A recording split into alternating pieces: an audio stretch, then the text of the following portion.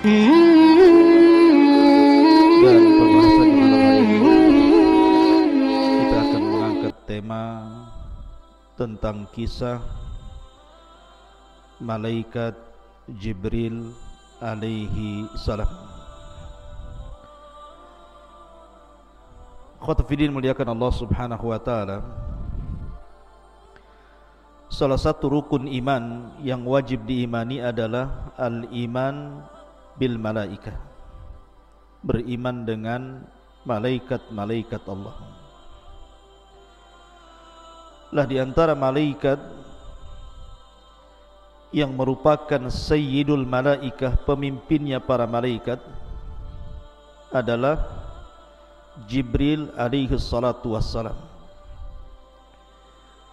Sebagaimana di antara manusia ada pemimpin-pemimpin seperti pemimpin muhajirin siapa? Abu Bakar dan Umar. Pemimpin Ansar Sa'ad ibn Ubadah dan Sa'd ibn Rabi. Pemimpin Ahlil Bait Ja'far dan Ali radhiyallahu anhu.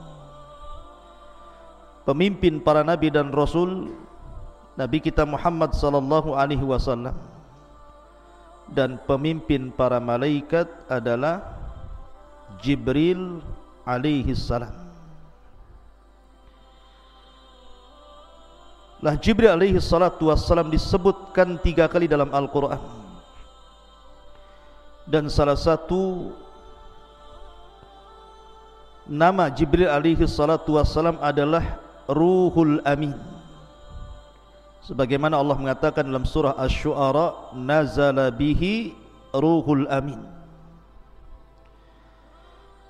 Kenapa Jibril kemudian diberikan laqab atau gelar dengan Ruhul Amin, ruh yang sangat amanah?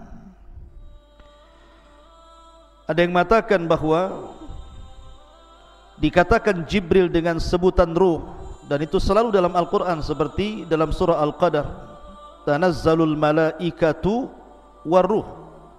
Kenapa selalu disebut kalimat ruh, gelar daripada Jibril, sehingga ada istilah Ruhul Kudus?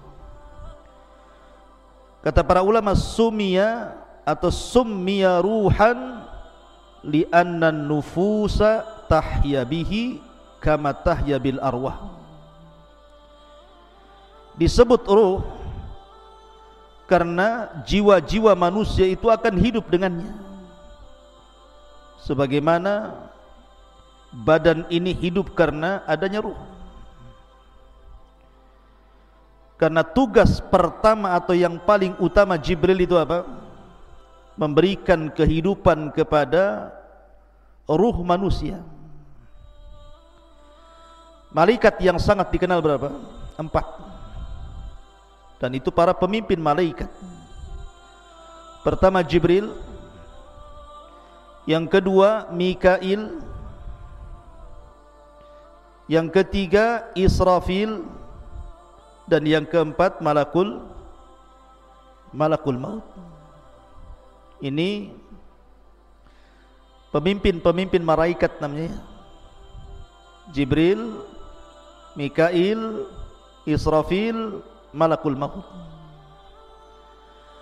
Kalau cerita tentang alam hati, maka Jibril lah malaikatnya yang menguasai alam hati. Jibril lah malaikatnya, karena Jibril itu tugasnya menurunkan wahyu, dan wahyu itu menghidupkan hati-hati setiap manusia. Kalau bercerita tentang alam dunia, maka bercerita tentang Israfil, karena Israfil lah yang menurunkan hujan sehingga hidup seluruh alam dunia ini. Karena waja'alnal ma' likulli syai'in hayyin, kami jadikan air itu segala sesuatu jadi hidup. Karena air itulah akhirnya hidup semuanya. Kita hidup, binatang hidup, tumbuh-tumbuhan hidup. Artinya kalau kita cerita tentang kehidupan dunia, maka cerita tentang Mikail. Tapi kalau cerita tentang alam ruh, berarti kita cerita tentang Siapa alam ruh? Israfil, yang mencabut semua arwah ketika tiupan trompet atau sangkakala pertama. Semua ruh keluar dari jasadnya. Dan kalau cerita tentang alam kematian, maka di sana ada malakul maut. Jadi masing-masing ada bidangnya, ada alamnya masing-masing. Lah malaikat Jibril ini disebutkan dalam sebuah hadis Nabi SAW yang ma'ruf, antum mungkin sudah menghafal. Hadis daripada Umar ibn Khattab radhiyallahu an. Hadis Umar ibn Khattab radhiyallahu an, di mana Nabi SAW ketika itu sedang mengajar para sahabat Rasul. Tiba-tiba Umar mengatakan, bainama nahnu julusun inda Rasulillah sallallahu alaihi wasallam dzata yaumin ittala'a alaina rajulun syadidu bayadi thiyab syadidu syawadi sya'ri la yura alaihi atharus safar wa la ya'rifuhu minna ahad hatta jalasa ila nabi sallallahu alaihi wasallam fa asnadu rukbatayhi ila rukbatayhi wa wada'a kaffaihi ala fakhidaihi. Jadi Umar bercerita, ketika kami duduk-duduk bersama Rasulullah, tiba-tiba muncul seorang laki-laki, sifatnya syadidu bayadi thiyab, pakaiannya itu putih bersih. Kemudian yang kedua, syadidu sawadi sya'ri, rambutnya begitu hitam. Anehnya, la yura alaihi atharus safar, tidak ada bekas perjalanan sama sekali. Wala ya'rifuhu minna ahad, dan tidak ada satupun kami mengenali orang itu. Karena begini ikhwan, kebiasaan para sahabat Nabi, kalau ada orang asing biasanya dikenalkan oleh orang. Yang kenal dia mengatakan si fulan, namanya si fulan dari Bani Fulan. Dikenalkan oleh para sahabat Rasul supaya orang kenal. Tapi orang yang datang ini tidak ada yang kenal satupun. Kalau memang dia orang jauh, pasti ada bekas safarnya yang namanya padang pasir, gurun Sahara. Di zaman Rasul di Mekah itu kan padang pasir, angin, debu di mana-mana. Baru berjalan ke padang pasir sebentar saja pakaian sudah banyak debu. Tetapi orang ini kalau dikatakan orang jauh, kenapa tidak ada bekas safar, tidak ada debu sama sekali di pakaiannya. Kemudian rambutnya pun sangat rapi dan hitam, menunjukkan orang ini tidak pakai serban. Padahal sorban itu bagi orang Arab itu kayak sebuah kewajiban, karena bisa melindungi dari panas, bisa melindungi dari debu, bisa melindungi dari dingin, sorban itu. Dan itu tradisi Arab ya. Tradisi Arab itu pakai serban. Lah orang ini tidak pakai serban, sehingga bisa dikenali wajahnya, sangat tampan sekali. Dan ini juga dalil kalau seandainya orang ini pakai serban, tentu orang curiga nih, kenapa dia menutup kepala dan mukanya, jangan-jangan membuat jahat sama Nabi. Ketika dia tidak pakai serban, berarti orang menyangka dia orang baik-baik. Karena sahabat bisa mensifati pakaiannya bersih, rambutnya hitam, menunjukkan tidak pakai tutup kepala. Tapi kalau memang dia orang dekat, kenapa nggak ada yang kenal? Kan aneh jadinya. Kalau orang jauh kenapa pakaiannya rapi, kalau orang dekat kenapa nggak ada yang kenal? Yang lebih mengherankan lagi, langsung menemui Nabi SAW, fa asnada rukbatayhi ila rukbatayhi wa wada'a kaffaihi ala fakhidaihi. Lutut dia dengan lutut Nabi itu ditemukan, kemudian tangan dia diletakkan di paha Nabi seperti ini. Tiba-tiba bertanya, ya Muhammad. Penampilannya rapi seperti thalabul ilmi, tapi bahasanya kayak orang Badui. Karena biasanya kalau sahabat Rasul tidak pernah mengucapkan ya Muhammad. Yang suka mengucapkan ya Muhammad itu orang Badui. Kalau sahabat Rasul ya Rasulullah, ya Nabi Allah, itu sahabat Rasul, beradab mereka kepada Rasulullah. Tapi orang Badui itu teriak-teriak ya Muhammad. Lah bahasa orang ini menggunakan bahasa orang Baduy. Ya Muhammad, akhbirni anil Islam. Ceritakan tentang Islam. Kata para ulama, karena sahabat Nabi SAW itu paling suka kalau ada orang Baduy menemui Rasul, pasti banyak tanya. Dan pertanyaannya aneh-aneh. Sehingga kemudian ketika Nabi SAW menjawab pertanyaan orang-orang Baduy itu menjadi pengetahuan tersendiri bagi para sahabat Rasul. Bahkan karena segannya para sahabat terkadang bertanya kepada Rasul, biasanya nitip pertanyaan kepada orang Baduy untuk ditanyakan kepada Nabi.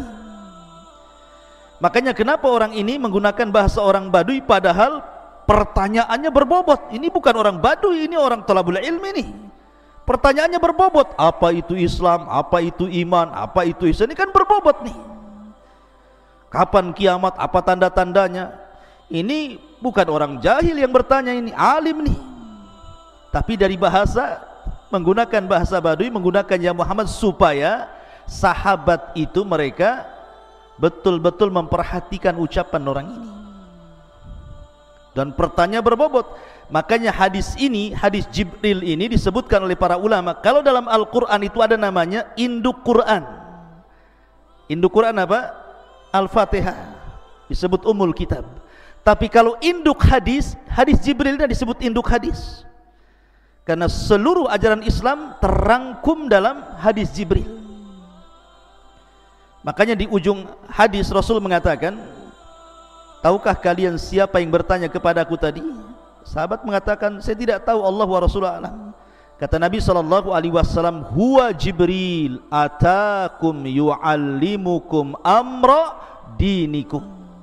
Tadi Jibril itu yang datang kepada kalian, sengaja mengajarkan kepada kalian tentang urusan agama kalian. Jadi Jibril itu datang, terkadang bukan hanya membawa risalah, tetapi juga taudihur risalah. Jadi dia datang membawa risalah kepada Rasul. Yang kedua, tugas dia taudihur risalah, menjelaskan risalah itu. Bukan hanya taudihur risalah, ada lagi namanya murajaatur risalah. Karena setiap Ramadan datang murajaah bersama Rasul. Bahkan di Ramadan terakhir sebelum wafatnya Rasul, Jibril 2 kali datang menemui Nabi sallallahu alaihi wasallam.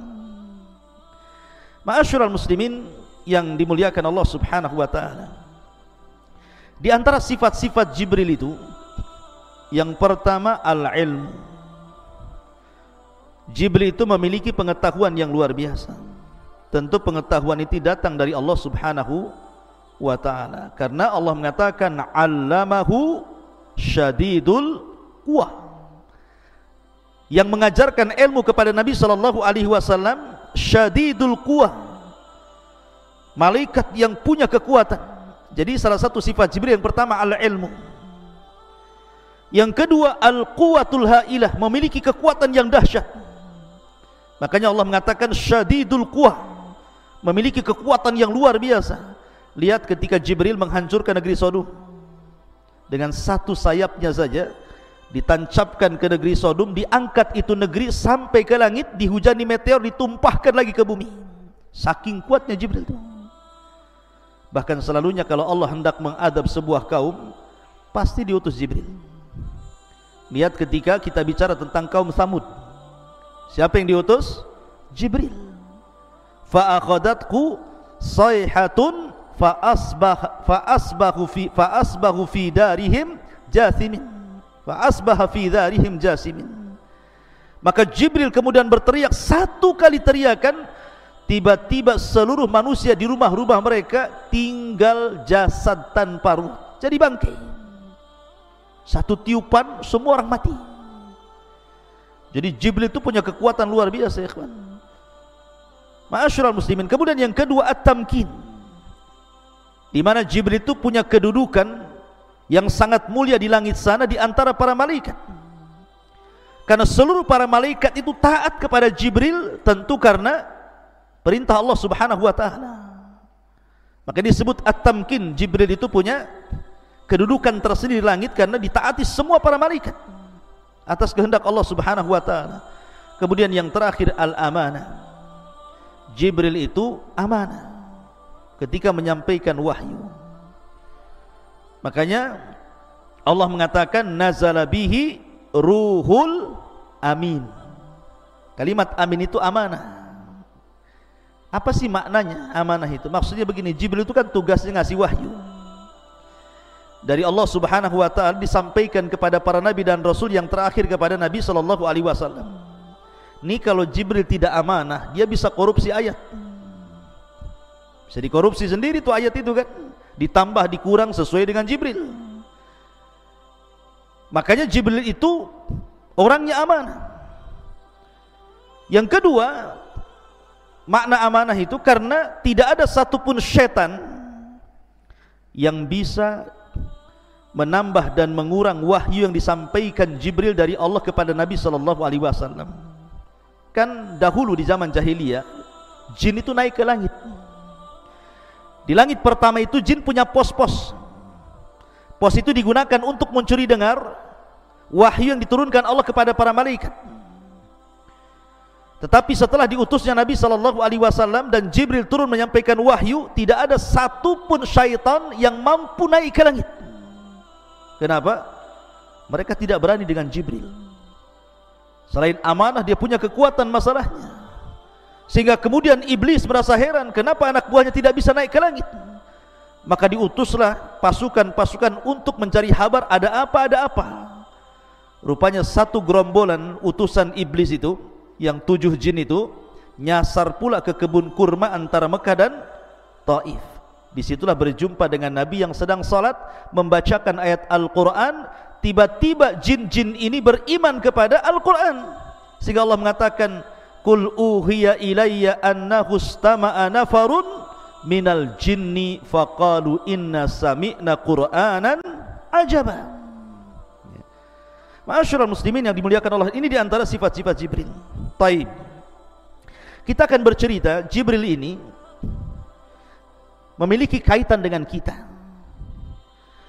Nabi sallallahu alaihi wasallam bersabda dalam hadis Abu Hurairah radhiyallahu an, bahwa innallaha idza ahabba 'abdan da'a Jibril. Jadi kalau Allah mencintai hambanya, pasti yang pertama dipanggil itu malaikat Jibril. Maka Allah berfirman kepada Jibril, ya Jibril, inni uhibbu fulanan fa ahibbah. Hei Jibril, aku suka dengan orang ini, maka kau harus mencintai dia. Maka yang pertama kali mencintai orang yang dicintai Allah adalah Jibril. Dan umat Nabi sallallahu alaihi wasallam adalah umat yang sangat dicintai Allah, karena Allah berfirman, kuntum khaira ummatin ukhrijat linnasi. Kalian itu sebaik-baik manusia yang dikeluarkan Allah kepada manusia. Artinya Allah suka dengan umat Rasul. Ketika Allah suka dengan seorang hamba, maka yang pertama kali suka setelah Allah adalah Jibril. Makanya Allah mengatakan di sini, inni uhibbu fulanan fa ahibbahu. Aku mencintai fulan, wahai Jibril, cintai dia. Maka Jibril pun kemudian mencintai orang yang dicintai Allah Subhanahu wa taala. Dari sini memiliki faedah bahwa Jibril itu ada alaqah, ada hubung kait dengan umat Nabi sallallahu alaihi wasallam. Ini yang kita akan sedikit bahas. Pertama, kita akan membahas alaqah Jibril dengan para nabi. Kemudian yang kedua, kita akan bahas alaqah Jibril dengan Nabi sallallahu alaihi wasallam secara khusus. Kemudian yang ketiga, alaqah Jibril, hubung kait Jibril bersama para sahabat Nabi sallallahu alaihi wasallam.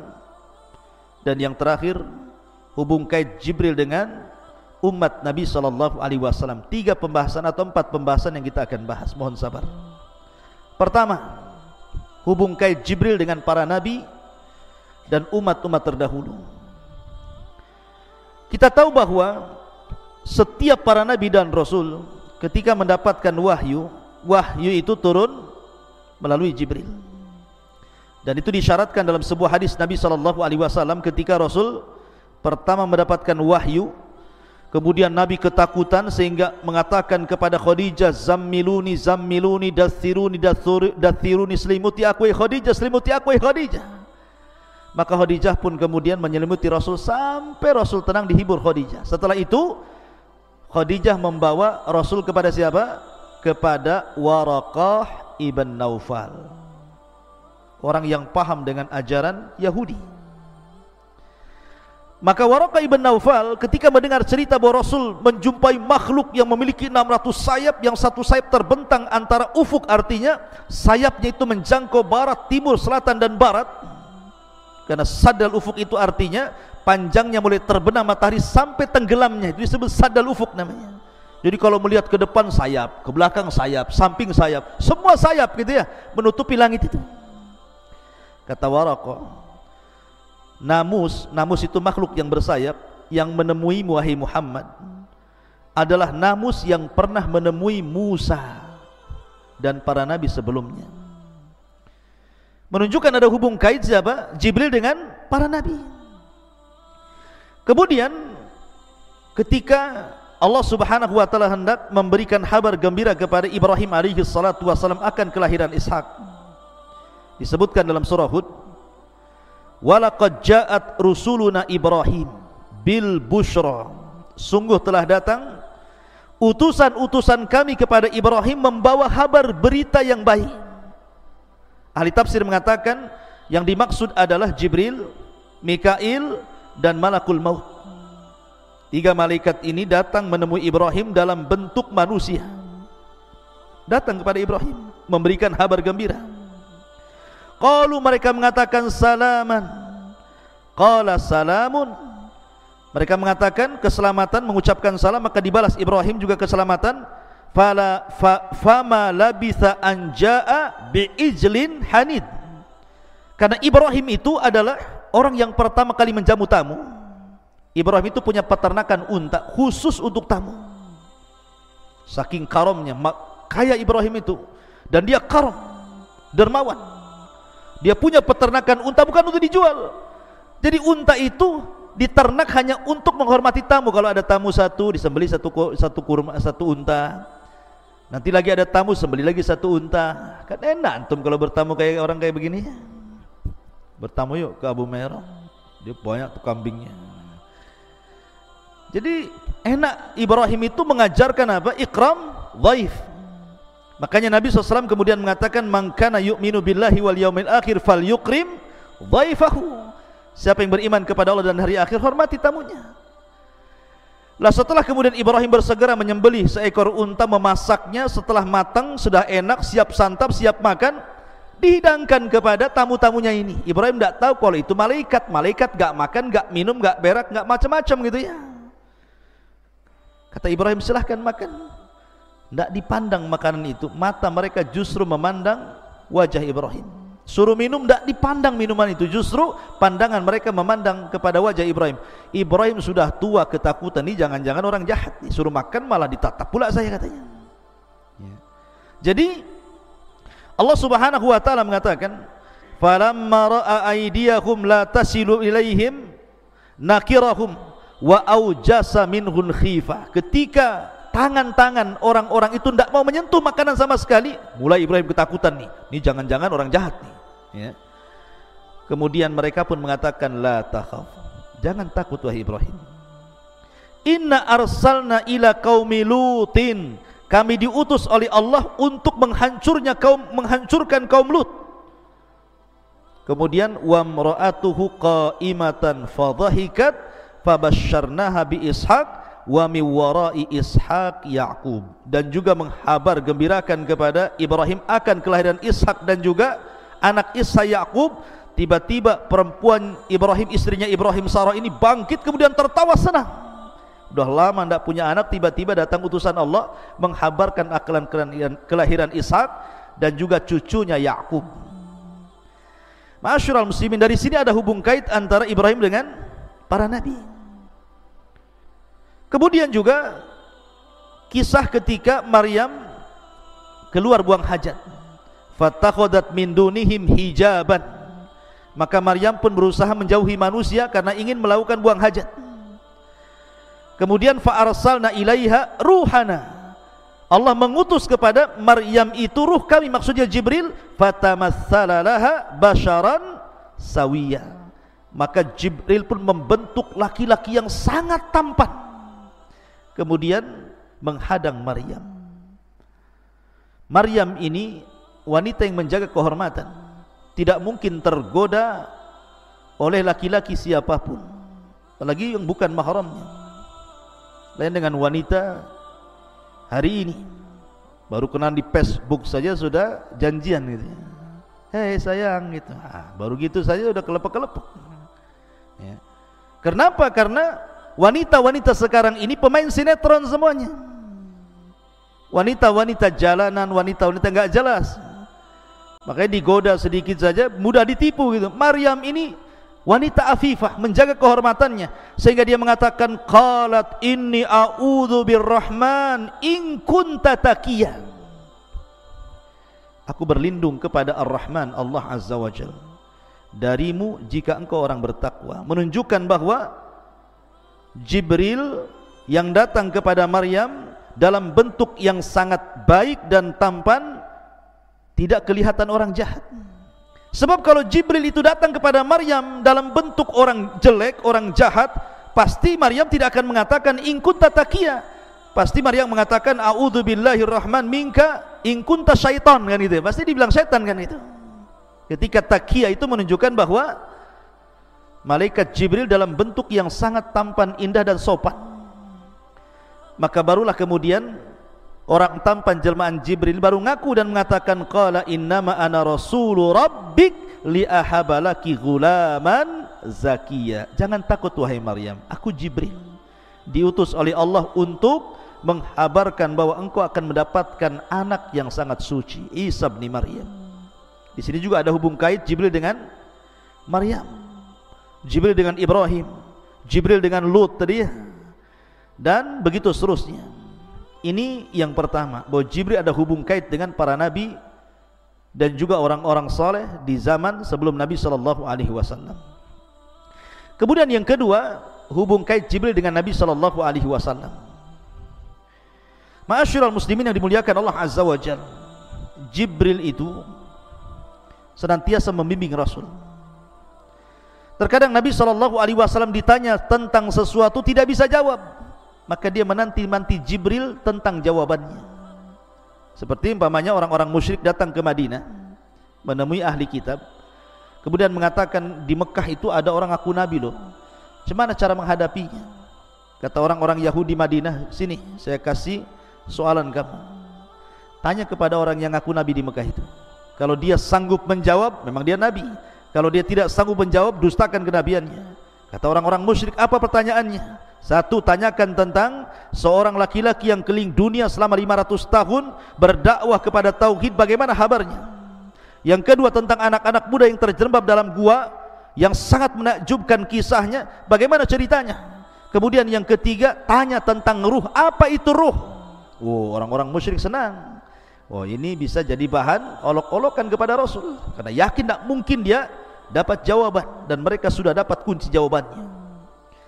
Sesampainya di Mekah, orang-orang Quraisy mengatakan, ya Muhammad, saya ingin bertanya kepadamu 3 soalan. Kalau kau bisa menjawab, kau seorang nabi, kami beriman. Kalau kau tidak bisa menjawab, kau ini nabi KW ya, nabi enggak jelas, kami dustakan kenabian. Kata Nabi SAW, baik saya akan jawab, baik saya akan jawab godan besok. Rasul lupa mengucapkan insya Allah. Dengan sebab lupa mengucapkan insya Allah, lewat hari pertama Jibril tak turun, lewat hari kedua Jibril tak turun, 1 minggu Jibril pun tak turun, 2 minggu Jibril tak turun, 3 minggu tak turun juga, hampir 1 bulan Nabi sudah sesak dadanya. Sebab kalau tidak ada jawaban, pasti mereka akan mendustakan dia. Dan itu menunjukkan bahwa Rasul tidak pandai-pandai menjawab. Memang dia tidak punya pengetahuan tentang soalan itu. Dia tetap menunggu Jibril turun. Akhirnya Jibril turun setelah 1 bulan, kemudian menurunkan surah Al-Kahfi, menjelaskan tentang adapun soalan yang pertama, dialah Raja Dzulqarnain. Dijelaskan dalam surah Al-Kahfi sejarah Dzulqarnain. Adapun tentang anak-anak muda yang terjerembab dalam gua, itulah Ashabul Kahfi. Adapun ruh, katakan ya Muhammad, yas'alunaka anil ruh qulir ruhu min amri rabbi. Jadi Jibril datang kepada Rasul dalam rangka apa? Membimbing Rasulullah. Makanya kenapa ketika Nabi SAW masih kecil, disusui siapa? Halimah Sa'diyah di Bani Sa'diyah kan gitu ya. Lah Nabi ini masih kecil, tiba-tiba Jibril datang dengan 2 malaikat.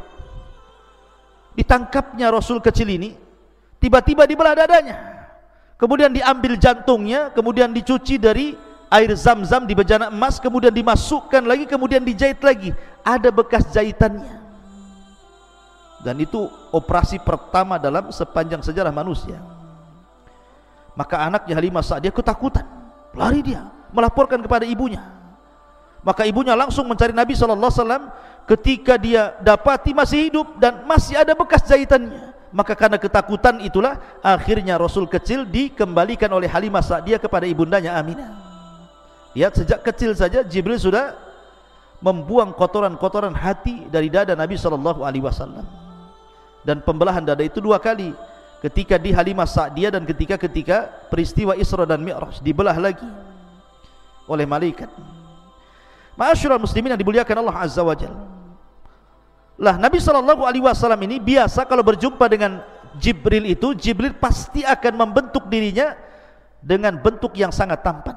Tidak pernah membentuk dengan orang yang sangat menakutkan. Makanya biasa yang dipilih Jibril ketika berjumpa dengan Rasul, pasti dia akan tasyakul, beralih rupa seperti sahabat namanya Dihyatul Kalbi. Jadi ada seorang sahabat namanya Dihyatul Kalbi, orangnya tampan sekali, sangat tampan. Jadi Jibril kalau menemui Rasul pasti menyerupai Dihya.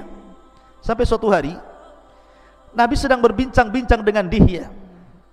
Kemudian Aisyah radhiyallahu anha melihat dari kejauhan. Heran Aisyah, kenapa kok lama kali Rasul berbincang dengan Dihya, dan selalu. Sehingga setelah kemudian Rasul berdialog dengan Dihya, Aisyah radhiyallahu anha bertanya, "Ya Rasul, inni ra'aituka waqifan amama Dihya." Aku melihat kau ini berada di depan Dihyatul Kalbi, kemudian berbicara. Kata Nabi SAW, "Ya Aisyah, itu bukan Dihya, itu Jibril." Kata Rasul SAW, "Itu Jibril." Kata Rasul, "Kau melihatnya?" Kata Aisyah, "Iya, saya melihatnya dengan kedua mata saya." Ingat, tidak ada wanita di zaman Rasul yang pernah melihat malaikat dalam bentuk alih rupa menjadi manusia kecuali Aisyah.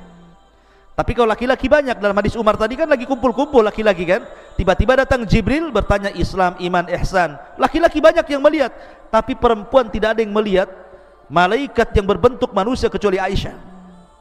Makanya Nabi SAW mengatakan, karena engkau telah melihat Jibril wahai Aisyah, engkau akan mengalami kebutaan di akhir hayatmu. Maka setelah Aisyah kemudian tua, meninggal Nabi SAW, betul Aisyah menjadi buta. Sebelum wafatnya Aisyah buta. Dengan butanya Aisyah mencari-cari barang di rumah. Ini ada barang nih. Maka dia panggil pembantunya, tolong sedekahkan barang ini ke Bani Fulan. Dicari-cari lagi, dapat lagi barang, tolong yang barang ini sedekahkan ke Bani Fulan. Setiap hari sampai akhirnya ludes, tidak ada barang di rumahnya karena disedekahkan. Ketika Aisyah sudah tidak bisa lagi menemukan barangnya karena buta dia bertanya kepada khadimnya, "Masih ada lagi barangku untuk saya sedekahkan?" Kata pembantunya, "Ya Aisyah, ya Ummul Mukminin, kenapa kau habiskan hartamu untuk bersedekah?" Maka Aisyah radhiyallahu anha mengatakan kepada pembantunya, "Ingat, wal akhiratu khairun wa abqa." Akhirat itu jauh lebih baik dan lebih kekal. Akhirnya Aisyah meninggal dalam posisi rajin bersedekah. Dan itulah keinginan orang yang masuk dalam kuburan, pasti mengatakan, "Laula akhartani ila ajalin qarib fa asaddaqa wa akum minas salihin." Pasti ingin sedekah kalau orang ingin dihidupkan kembali di kuburan. Jadi Rasul itu kalau berjumpa dengan Jibril selalu dalam bentuk Dihyatul Kalbi, dan selalunya di kamar Aisyah radhiyallahu anha. Dan itu pula yang menjadikan Aisyah dilebihkan dari istri-istri yang lainnya, karena Jibril tidak pernah turun di rumah istri manapun dari istri Rasul kecuali di rumah Aisyah radhiyallahu anha. Ma'asyiral muslimin yang dimuliakan Allah Azza wa Jalla. Lah Nabi SAW pun ketika peristiwa Isra Mi'raj, siapa yang membawa Rasul ke langit? Siapa yang membawa Rasul dari Masjidil Haram ke Aqsa, dari Aqsa ke Sidratul Muntaha? Jibril. Jibril yang menemani Rasul sampai diangkat ke Sidratul Muntaha lagi oleh Allah Azza wa Jal. Dan Jibril tidak bisa sampai ke Sidratul Muntaha, hanya sampai Baitul Ma'mur. Tapi lihat peristiwa besar Isra Mi'raj itu, Rasul sama siapa? Sama Jibril ya. Artinya bahwa Jibril itu sangat memuliakan Nabi SAW, diantarnya sampai ke langit. Kemudian juga dalam peristiwa dakwah di Taif, Rasul kan ketika tidak bisa dakwah di Mekah, dia dakwah ke Taif. Orang Taif kurang ajarnya kurang lebih dengan orang-orang Quraisy Mekah gitu ya. Dilempari Rasul sampai Rasul lari 1 mil meninggalkan daerah Taif sampai masuk ke kebunnya di antara perbatasan Mekah dan Taif. Disitulah Jibril datang dengan 2 malaikat penjaga bukit Taif. Kata Jibril, ya Muhammad, perintahkan 2 malaikat ini. Dia penjaga bukit Taif. Kalau kau perintahkan bukit Taif dilempar kepada penduduk Taif, dia siap melaksanakannya. Kalau antum di posisi Nabi SAW, pasti antum mengatakan lempar saja, kurang ajar orang itu, ya kan? Tetapi Nabi SAW itu penyabar, ulul azmi. Makanya Rasul mengatakan, Allahumma hdi biqaumin fa innahum la ya'lamun. Tidak ya Rabb, tidak ya Jibril, jangan kau lempar bukit-bukit itu kepada mereka. Mereka melakukan sesuatu kepadaku karena mereka tidak tahu aku ini seorang nabi. Lihat, Jibril alaihissalam membawa 2 malaikat loh ya, penjaga bukit, siap untuk ditimpakan kepada penduduk Taif. Bahkan ketika Nabi SAW disihir oleh Labid bin Asam selama 6 bulan, bayangkan pengaruh sihir itu sampai 6 bulan. Akhirnya Jibril turun dengan 2 malaikat, kemudian meruqyah Nabi SAW. Dari sinilah turun surat Qul a'udzu birabbil falaq dan Qul a'udzu birabbin nas. Jibril yang meruqyah Rasul. Artinya bahwa Nabi SAW diobati oleh Jibril. Saking sayangnya Jibril kepada Nabi SAW.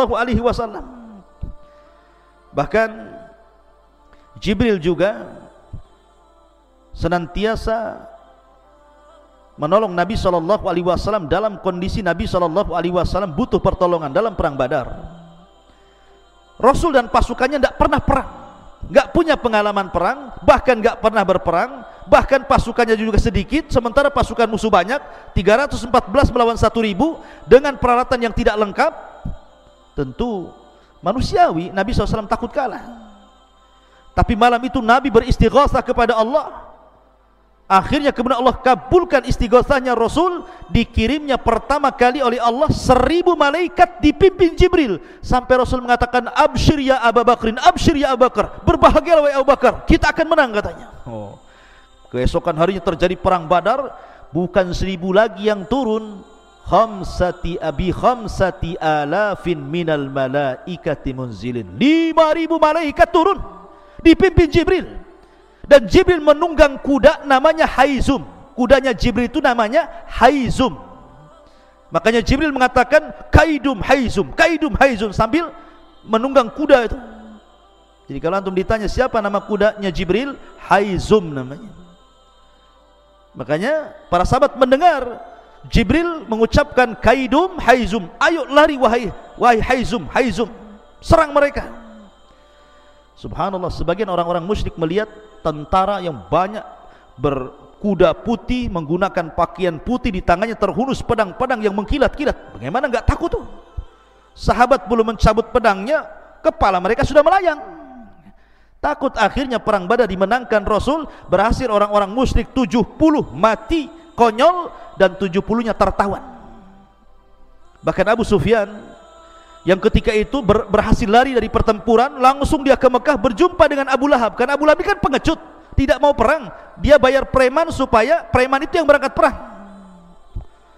Abu Sufyan bercerita kepada Abu Lahab, ya Abu Lahab, dalam perang itu aku melihat orang yang berpakaian putih, menggunakan kuda putih, di tangannya pedang, kami pun korat-karit gak jelas katanya.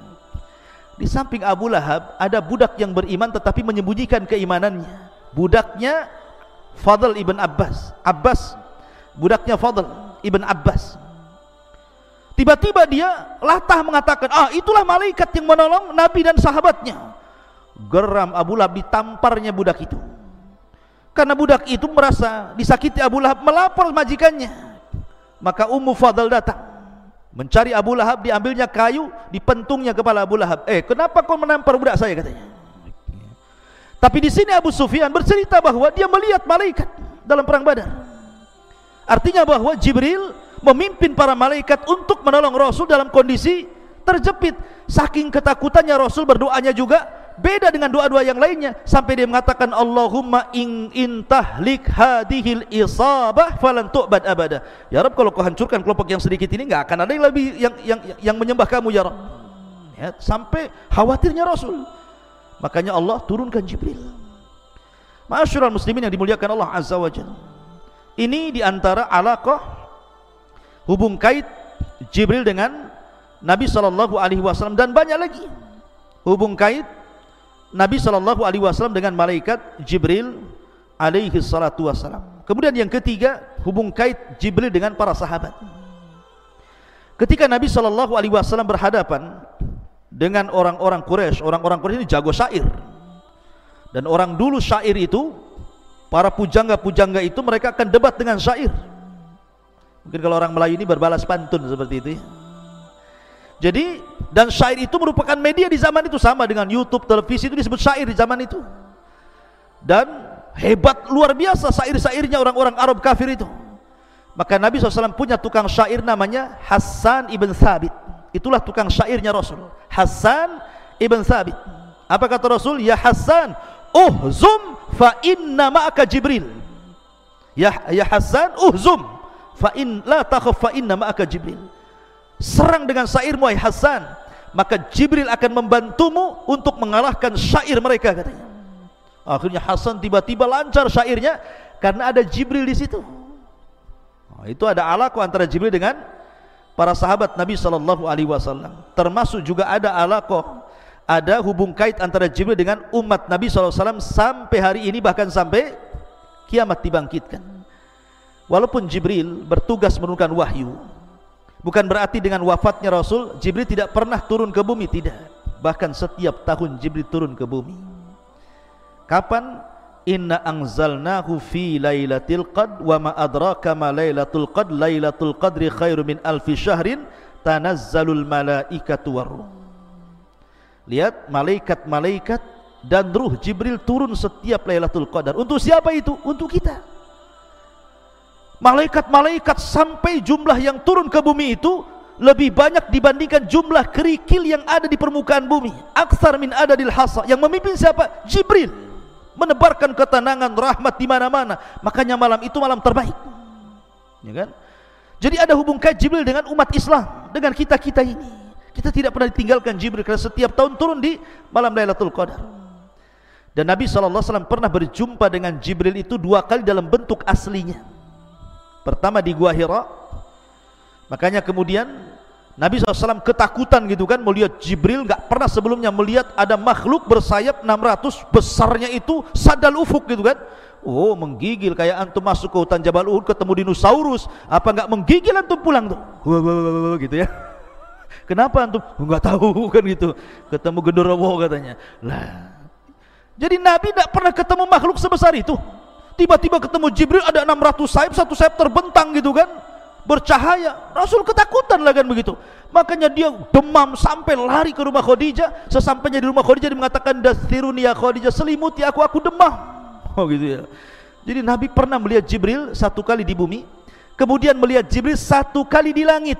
Ketika peristiwa Isra Mi'raj sampai di Baitul Ma'mur, Jibril berubah bentuk. Makanya Allah mengatakan, laqad ra'ahu nazlatan ukhra inda sidratil muntaha indaha jannatul ma'wa. Nabi melihat Jibril kedua kalinya. Di mana? Di langit. Ya, ketika peristiwa Isra dan Mi'raj. Dan ini luar biasa. Makanya kenapa? Karena Rasul pernah melihat Jibril, Rasul bisa mensifati Jibril seperti apa? Karena pernah melihat. Ya. Ma'asyiral muslimin yang dimuliakan Allah Azza wa Jalla. Kemudian Jibril juga ikhwan, selain ditugaskan untuk menurunkan wahyu, dan ketika Allah berfirman, yang pertama kali mendengar wahyu siapa? Jibril. Jadi kalau Allah berfirman kepada malaikat, kepada Jibril itu, semua malaikat yang di langit pingsan. Dalam hadis yang ma'ruf, apabila Allah hendak mewahyukan sesuatu, maka suara Allah itu seperti suara gemerincing rantai yang dipukul-pukul di atas batu, membuat semua malaikat pingsan satu langit.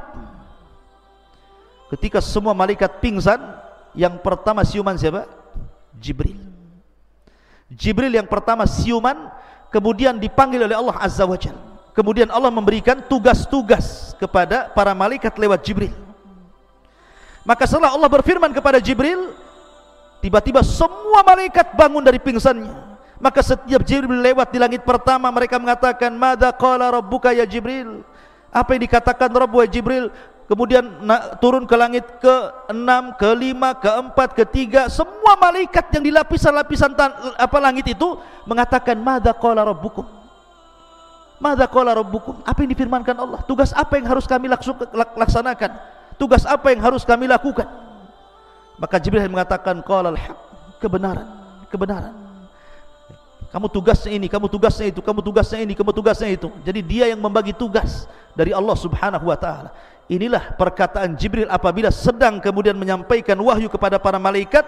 Nah, ini jin-jin ini yang berada di langit pertama, di tempat maqaidus sam'i, pos-pos pencuri dengar itu, kalau dia mendengar satu kalimat dari Jibril yang disampaikan kepada para malaikat di lapisan langit-langit itu, langsung diambil, kemudian disampaikan ke jin yang di bawahnya, jin yang di bawahnya, jin yang di bawahnya. Karena jin kalau naik ke maqaidus sam' itu seperti orang panjat pinang. Jadi begini, sampai ke langit.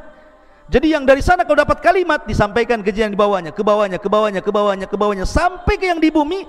Yang di bumi ini sudah banyak macam-macam dustanya. Jadi kalau satu kalimat, kemudian jin yang berantai sampai ke langit itu 1000, maka yang benar satu, yang dusta 999 kalimat.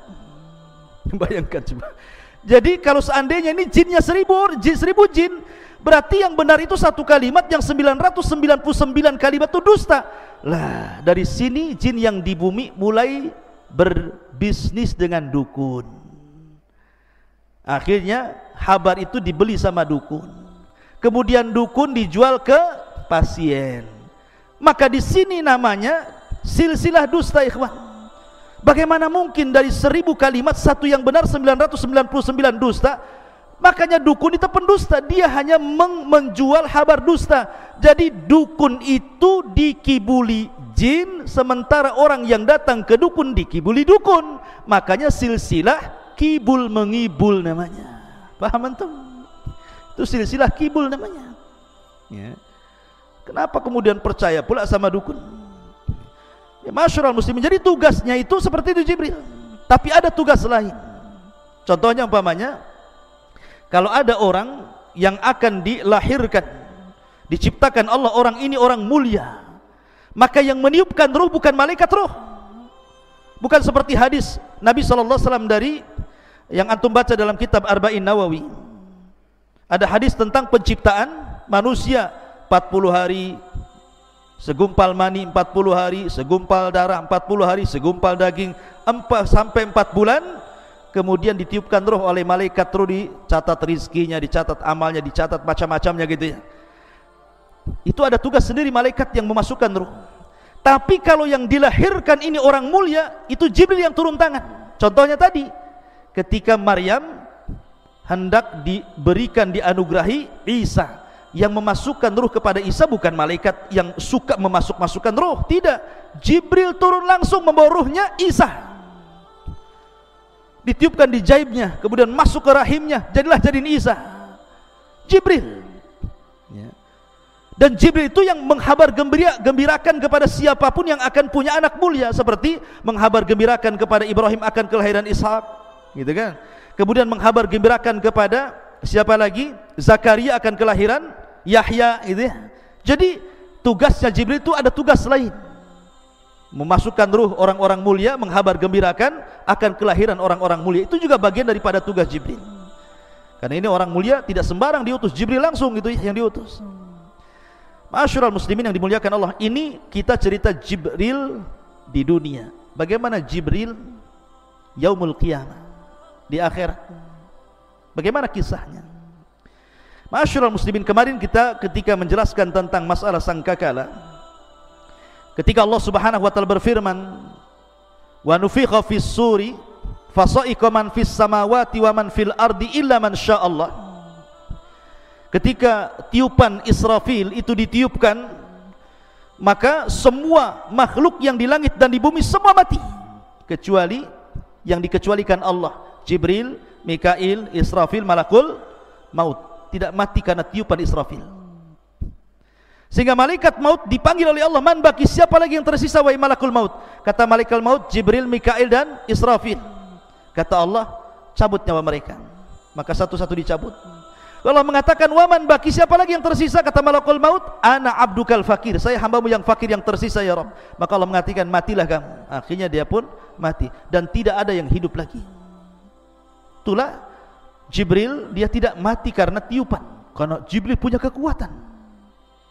Malaikat itu punya kekuatan. Bahkan ada satu malaikat yang bisa mengalahkan semua jin, semua malaikat, dan semua manusia. Malaikat apa? Malaikat maut. Tidak bisa dikalahkan. Dia yang mencabut nyawa orang semua, mencabut nyawa jin-jin, mencabut nyawa malaikat. Dia juga malaikat maut itu, ya. Karena dia yang ditugaskan Allah untuk alam arwah, alam kematian. Wallahu a'lam ikhwatu fiddin, muliakan Allah azza wajalla. Banyak kisah-kisah Jibril, dan nanti kita akan rangkum pada pertemuan berikutnya tentang alamul malaikah, bagaimana alam malaikat secara keseluruhan. Ini kan kita bicara Jibril saja. Bagaimana alam malaikat secara keseluruhan dan bagaimana kisahnya, insyaallah kita akan kaji di lain kesempatan. Subhanakallah bihamdika, asyhadu an la ilaha illa anta, astaghfiruka wa atubu ilaik. Allahu ta'ala alam. Assalamualaikum warahmatullahi wabarakatuh.